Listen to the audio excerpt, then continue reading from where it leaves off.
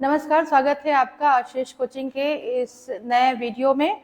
और हमने बहुत सारी चीज़ें अभी सीखी हैं। संज्ञा और सर्वनाम में हमने उसकी परिभाषा भी जानी है और उसके बाद हम प्रकार के बारे में आगे बढ़े थे। तो कुछ प्रकार के बारे में मैं आपको बता चुकी थी, इसलिए मैंने लिखा है आज इसका अंतिम भाग हम जान रहे हैं, क्योंकि इसके बाद अभी व्याकरण में हमको बहुत कुछ और भी सीखना है, समझना है, जानना है ना। तो हम अब कुछ हमारे जो स्टूडेंट्स हैं उनकी परीक्षाएं हो चुकी हैं और कुछ की परीक्षाएं हो रही हैं। तो परीक्षाएं हो या न हो, आपको व्याकरण हमेशा समझना है।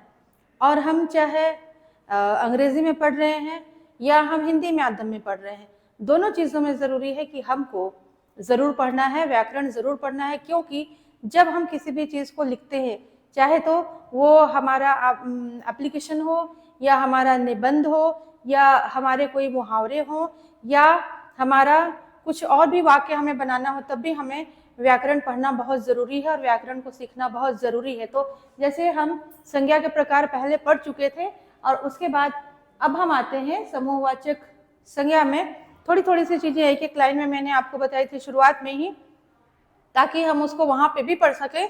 और अगर आपको थोड़ा सा विस्तार में जानना है तो आप विस्तार में भी उसको जान सकते हैं। और हमको ऐसे जानना ज़रूरी है, क्योंकि अगर हमें थोड़ा कुछ ज़्यादा लिखना है, ज़्यादा परिभाषा लिखनी है, तो हमें विस्तार में भी जानने की ज़रूरत है। चाहे हम शॉर्ट में जाने या लॉन्ग में जाने, दोनों चीज़ें हमारे लिए बहुत ज़रूरी है, बहुत ज़्यादा महत्वपूर्ण है ना। तो इसीलिए हम जानते हैं। चलिए सबसे पहले समूहवाचक को, मैंने जैसे कि पहले भी आपको बताया था कि ग्रुप, समूह है ना, समूह है तो वो अपने नाम से ही हमें ये बता रहा है कि वो समूहवाचक है। मतलब कि वो समूह का बोध कराता है। किसी भी समूह या समुदाय का जो बोध कराता है, उस संज्ञा को हम क्या कहते हैं? समूहवाचक संज्ञा कहते हैं। ये हमारा हुआ एक लाइन का। आपने परिभाषा लिख दी कि आपको एक लाइन में परिभाषा लिखनी है। तो समूह या समुदाय का जो बोध कराता है वो हमारी क्या होती है? समूहवाचक संज्ञा। ठीक है।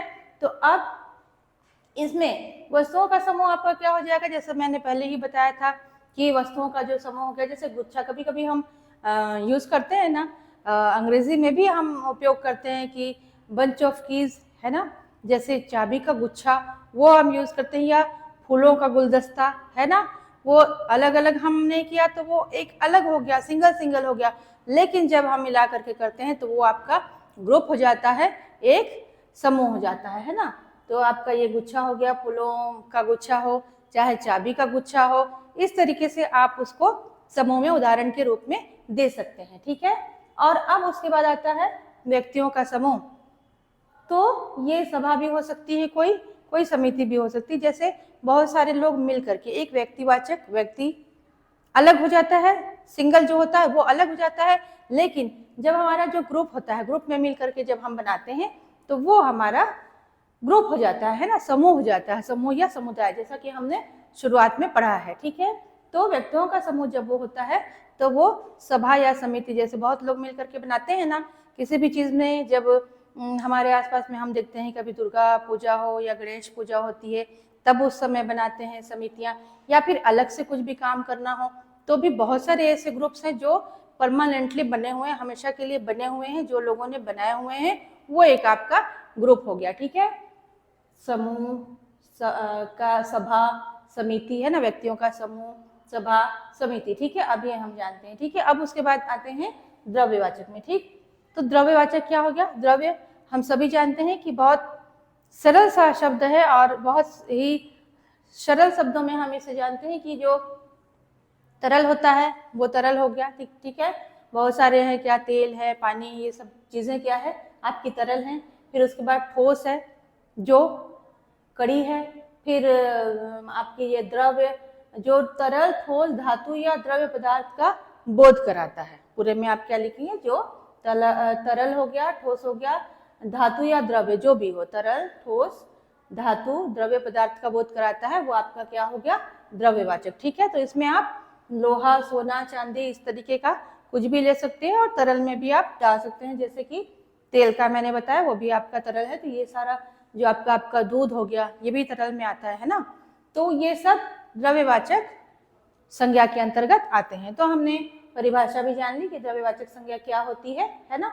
उसके बाद हमने इसकी उदाहरण भी जान लिए, उदाहरण भी देख लिए कि क्या क्या हम लिख सकते हैं। ठीक, तो द्रव्य भी लिख सकते हैं और ठोस भी लिख सकते हैं। वो सभी चीजें क्या आएंगी, द्रव्यवाचक संज्ञा के अंतर्गत आएंगी। उसके बाद हमें बहुत जरूरी चीज है जो जानना है, हमें समझना है कि जब किसी भी संज्ञा का हम निर्धारण करते हैं, किसी भी संज्ञा को हम लिखते हैं, जब कोई भी हम लाइन देखते हैं, लिखते हैं, या तो हम लिख रहे हैं या तो हम उसमें से समझ रहे हैं, तब हमें जानना उसको जरूरी है कि ये कौन सी संज्ञा है।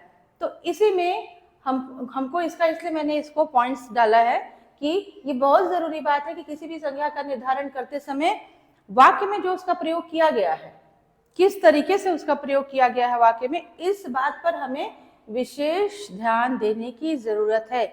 जब हम इस बात पर विशेष ध्यान देंगे तभी हम समझ सकते हैं कि किसी भी संज्ञा को हम कैसे जान सकते हैं। किसी भी सेंटेंस में, किसी भी वाक्य में जो संज्ञा है जो हमें बताना है वो हम कैसे बता सकते हैं। जैसे कि कभी कभी क्या होता है कि एक नाम है, उसके अनेक व्यक्ति हैं। ठीक है, एक नाम में हम क्या जानते हैं, सामान्यतः जब हम नाम को जानते हैं तो फिर हम उसे क्या कहते हैं, व्यक्तिवाचक संज्ञा कहते हैं, है ना। मैंने शुरुआत में भी इस बात की चर्चा की थी कि जब हम नाम के बारे में बता रहे हैं तो वो हमारी व्यक्तिवाचक संज्ञा हो रही है। लेकिन अगर एक ही नाम के अनेक व्यक्ति होते हैं तो क्या होता है, वो व्यक्तिवाचक संज्ञा ना होकर के किसमें परिवर्तित हो जाती है, जातिवाचक संज्ञा में हो जाती है ना। तो इसी बात को हमको जानना जरूरी है कि जब हम एक ही नाम है और उसके अनेक व्यक्ति है तो वो व्यक्तिवाचक ना होकर के जातिवाचक होगी। इसलिए जरूरी है कि हमें इस वाक्य, किसी भी वाक्य को जब हम देख रहे हैं तो वाक्य में देखना है कि ये वाक्य कौन सा है ना। फिर उसके बाद कभी कभी क्या होता है, जातिवाचक से व्यक्तिवाचक हो जाता है। जैसे कि राम एक सेवक है ना। यहाँ पे हम देख रहे हैं कि जातिवाचक से व्यक्तिवाचक संज्ञा में ये परिवर्तित हो रहा है। तो इसी प्रकार से व्यक्तिवाचक से जातिवाचक में हम देखेंगे कि राधा हमारे घर की लक्ष्मी है ना।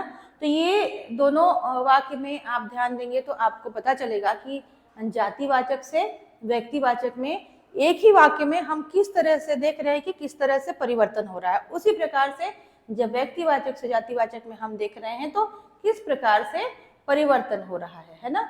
तो इसी प्रकार से हमको ध्यान देने की जरूरत है कि जब हम किसी भी वाक्य को देख रहे हैं, किसी भी वाक्य को समझ रहे हैं, किसी भी वाक्य को लिख रहे हैं, तो हमें जरूर जानना है कि उसमें कौन सी संज्ञा आ रही है। क्योंकि अगर इन छोटी छोटी बातों का, मैंने हमेशा कहा है कि छोटी छोटी बातें आपके लिए बहुत महत्वपूर्ण होती है, और अगर आप उसे छोड़ेंगे तो वो छोटी छोटी चीज आपके लिए बड़ी गलती हो सकती है। ठीक है, तो व्याकरण में यही हमको छोटी छोटी चीजों का ध्यान रखना बहुत जरूरी होता है। कभी कभी हमारी जो छोटी छोटी मात्रा होती है उसके चलते भी हमारा नंबर कट जाता है ना। अब कहीं हमें कॉमा लगाना है, पूर्ण विराम लगाना, हमने अगर वो नहीं लगाया तो उसके चलते भी कई बार हमारा नंबर कट हो जाता है। तो हमें ध्यान देना है कि छोटी से छोटी मात्रा से लेकर के हम संज्ञा जो पढ़ रहे हैं तो उसकी परिभाषा अगर आती है, फिर उसके प्रकार आते हैं, तो हमें वो सारी चीजें अच्छे से लिखना है, पूरा लिखना है। परिभाषा हमें लिखनी है, प्रकार हमें लिखना है। ये नहीं अगर प्रकार को भी हमें समझाना है तो वो चीज भी हमें अच्छे से समझानी है।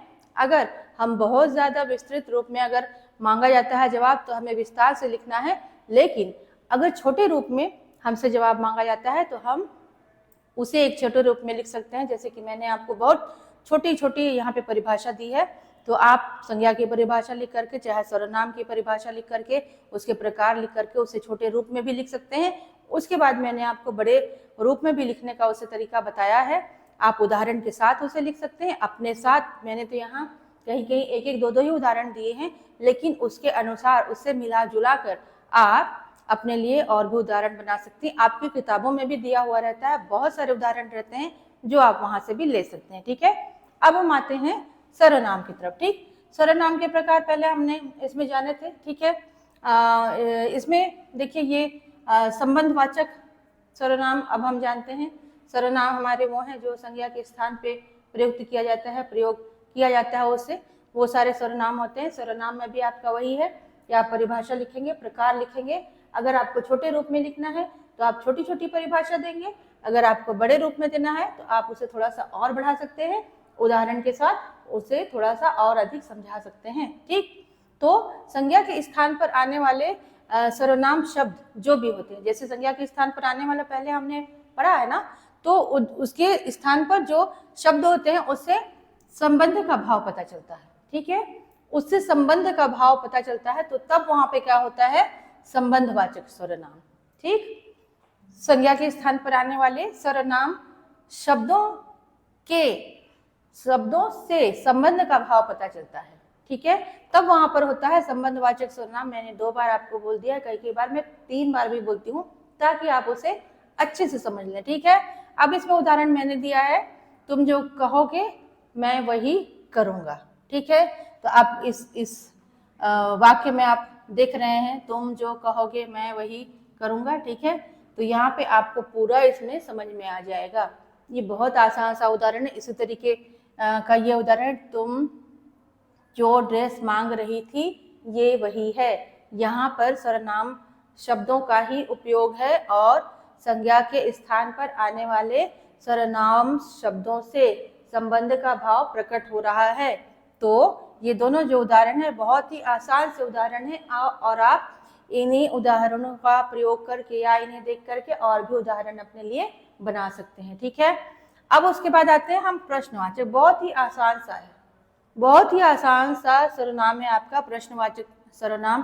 बिल्कुल नाम से स्पष्ट है, जिस सर्वनाम शब्द से प्रश्न का बोध हो, है ना, जहाँ पे प्रश्न होता है। और आप भी इसे बहुत अच्छे तरीके से समझ सकते हैं, छोटे छोटे बच्चे भी इसे बहुत अच्छे तरीके से समझ जाते हैं कि जिस सर्वनाम शब्द से प्रश्न का बोध होता है, हर कोई इसे समझ सकता है कि तुम यहाँ कब आओगे, आपका प्रश्नवाचक चिन्ह लगा हुआ है। ठीक, ये हो गया। फिर वहां कौन खड़ा है, यहाँ भी आपका प्रश्नवाचक चिन्ह लगा हुआ है। तो बहुत आसान सी ये बात है, बहुत आसान है इसे समझना प्रश्नवाचक सर्वनाम को। तो ठीक है, संबंधवाचक सर्वनाम हमने पढ़ा, संबंध का भाव प्रकट होता है। प्रश्नवाचक हमने पढ़ा, जहाँ पे प्रश्न चिन्ह लगा हुआ है और प्रश्न भी हम पूछ रहे हैं, देख रहे हैं कि उसमें प्रश्न पूछा जा रहा है, तब वो प्रश्नवाचक सर्वनाम है। अब उसके बाद निजवाचक। निज मैंने पहले भी आपको बताया था, निज मतलब स्वयं का, अपना। ठीक है, तो इसमें एक खास बात है, सर्वनाम के तीनों पुरुष है ना, उत्तम पुरुष, मध्यम पुरुष और अन्य पुरुष। जैसे कि मैंने कहा था, बोलने वाला, फिर जिससे बोला जाए और जिसके बारे में बोला जाए, बताया जाए, है ना, ये सारी चीजें, ये तीनों जो पुरुष है, ये उत्तम पुरुष, मध्यम पुरुष और अन्य पुरुष, इसे ही हम जानते हैं। पहले अगर आपने नहीं देखा होगा पहले का भाग, तो आप पहले इसका जो पहले भाग मैंने बनाया, 2 भाग इसके और बनाए हैं, तो आप उसमें इसे देख सकते हैं। इसको मैंने अच्छे से समझाया है इसके पहले को, और अभी भी मैं समझा रही हूँ कि सर्वनाम के तीनों पुरुष जो होते हैं उसमें जो अपना होने का भाव होता है वो आपका निजवाचक सर्वनाम होता है। ठीक है, अब इसमें देखिए उदाहरण किस प्रकार से, उदाहरण से भी हम समझ सकते हैं कि तुम अपना काम खुद कर सकते हो। ठीक है, तुम अपना काम खुद कर सकते हो। ठीक, फिर उसके बाद यहाँ पर है, वह स्वयं ही कार से घर चली जाती है। वह स्वयं ही, खुद से, है ना, खुद आ रहा है, तुम अपना काम खुद कर सकते हो। फिर वह स्वयं ही कार से घर चली जाती है। तो ये इसमें क्या हो रहा है, अपने से, खुद से हमें पता चल रहा है कि हम खुद से कर रहे हैं कोई भी काम। जब हम अपने आप से कर रहे हैं, जहाँ निजता का बोध हो रहा है, अपना बोध हो रहा है कि हम कर रहे हैं जिसको, वो क्या होता है, आपका निजवाचक सर्वनाम होता है। ठीक है, तो इस प्रकार से आज जो प्रकार हमारे छूटे हुए थे वो अंतिम भाग में हमने देखे, समूहवाचक, द्रव्यवाचक, और आपका इसमें देखा कि किस तरीके से हमें पहचानना चाहिए वाक्य को, है ना, और कैसे कैसे हम जातिवाचक, व्यक्तिवाचक ये देख सकते हैं, कैसे वाक्य में समझ सकते हैं। सारी चीजें हम उदाहरण में जो दिए हुए हैं हमारे पास है, उनमें हम कैसे समझ सकते हैं, वाक्य जो दिए हुए हैं उनसे हम कैसे समझ सकते हैं। मैंने जो उदाहरण दिए हैं, बहुत अच्छा तरीका होता है कि आप जब उदाहरण को पढ़ें तो उसमें ध्यान दें कि उदाहरण में क्या क्या दिया हुआ है। अब सर्वनाम में हमने पढ़ा संबंधवाचक, प्रश्नवाचक और निजवाचक, इसमें भी हमने उदाहरण दिया हुआ है और उदाहरण के माध्यम से आपको समझाने की पूरी कोशिश की है। तो मुझे लगता है कि आज का ये अंक आप समझ गए होंगे और आगे भी आप जो भी समझना चाहते हैं, आपको वीडियो पसंद आ रहा है तो हमें ज़रूर लिखिए और आपके कमेंट्स का हमें हमेशा इंतज़ार रहता है। और आप वीडियो देख रहे हैं, लाइक कर रहे हैं और शेयर भी करते चलिए और सब्सक्राइब भी करते चलिए। अपने दोस्तों को भी कहिए सब्सक्राइब करने के लिए और हमेशा हमारे चैनल को देखते रहिए और आपके कमेंट्स का हमें इंतज़ार रहेगा। आज इतना ही, फिर किसी नए विषय के साथ मैं आपके सामने रहूँगी। नमस्कार।